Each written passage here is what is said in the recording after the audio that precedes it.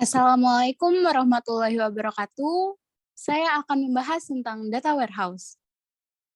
Definisi umum dari data warehouse atau gudang data adalah sistem komputer yang bertugas mengarsipkan serta menganalisis suatu informasi historis untuk keperluan suatu organisasi atau bisnis tertentu.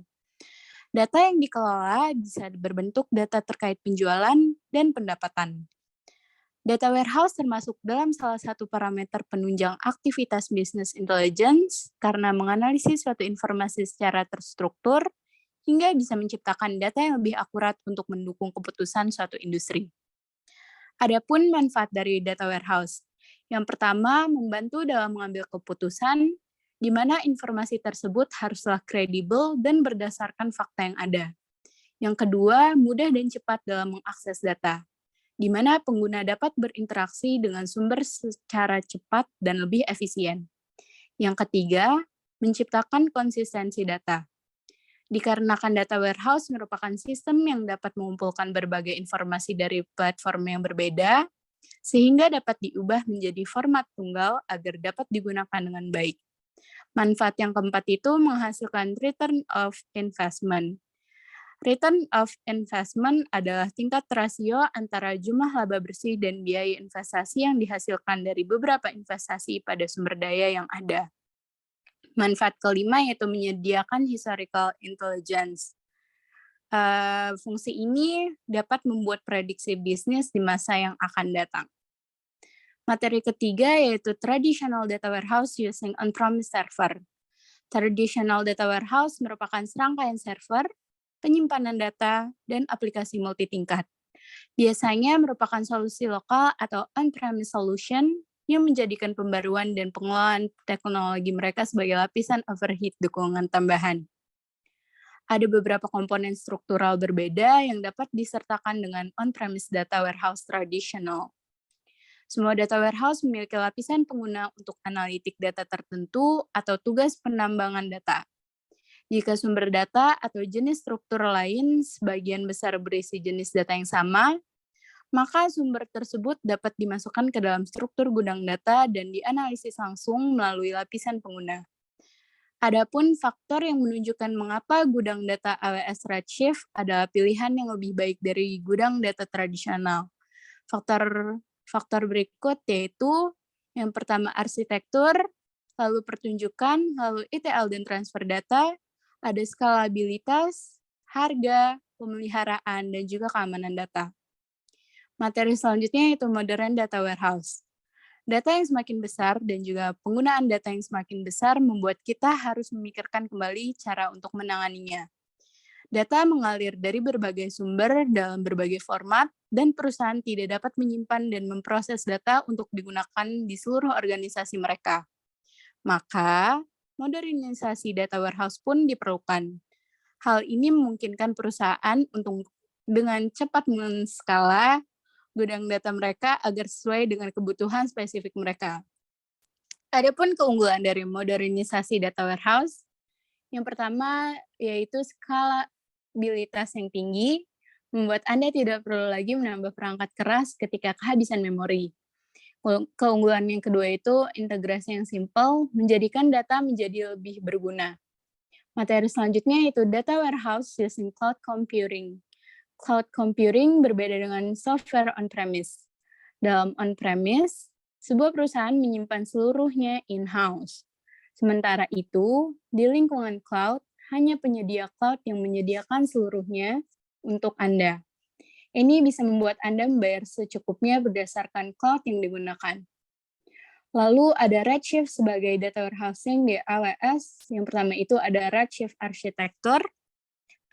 Yang pertama itu meliputi Redshift Cluster, di mana Redshift ini menggunakan sekelompok node sebagai komponen infrastruktur intinya. Yang kedua ada Compute Nodes. Setiap node komputasi memiliki CPU, memori, dan disk penyimpanannya sendiri. Yang ketiga ada Leader Node.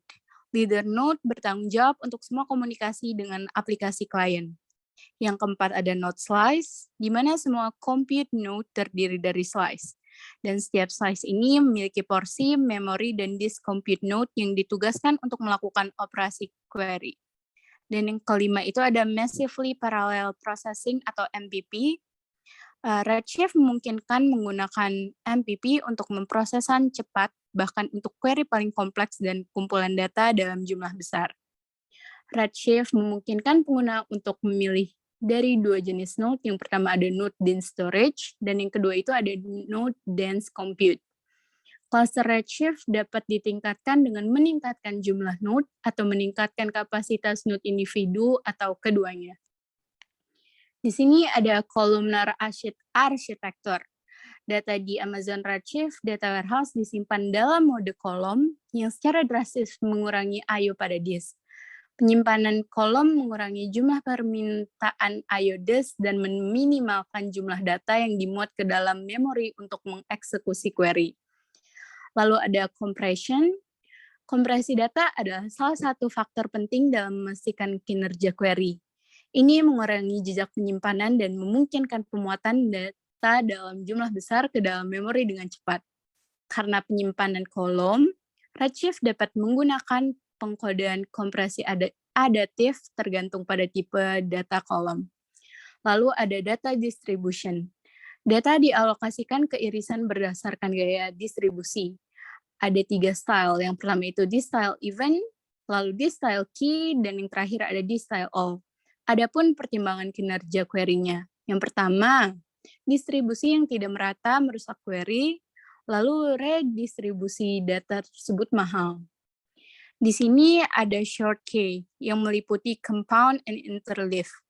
Di Redshift sendiri mengizinkan tabel untuk didefinisikan dengan compound short key, interleave short key, ataupun no short key, di mana masing-masing gaya kunci pengurutan ini berguna untuk pola akses tabel tertentu.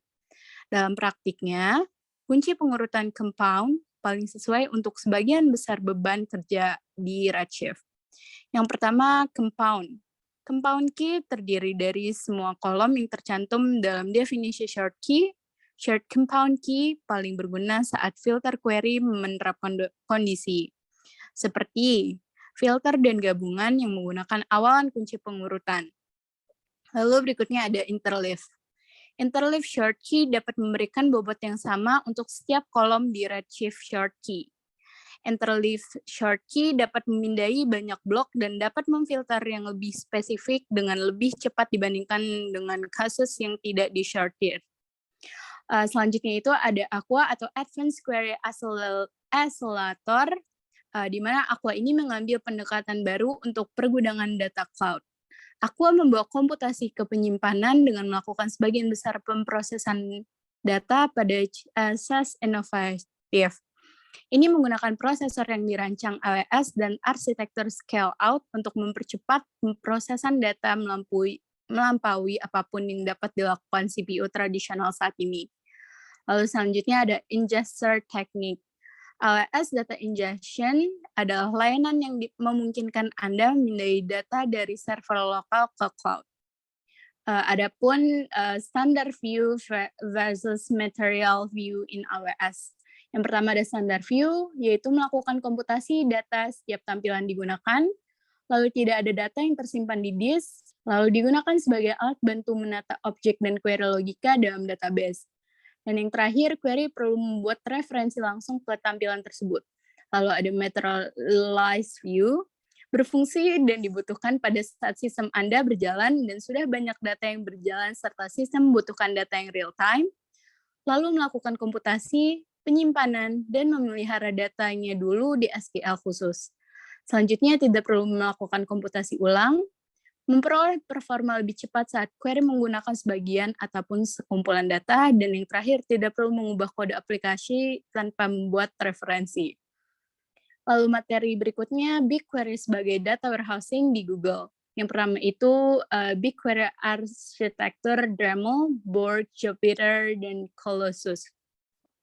Yang pertama itu ada Dremel, merupakan mesin eksekusi. Dremel mengubah mesin query SQL menjadi slots, di mana Dremel mengubah query SQL menjadi pohon eksekusi, dan Dremel secara dinamis membagi slot ke query berdasarkan kebutuhan.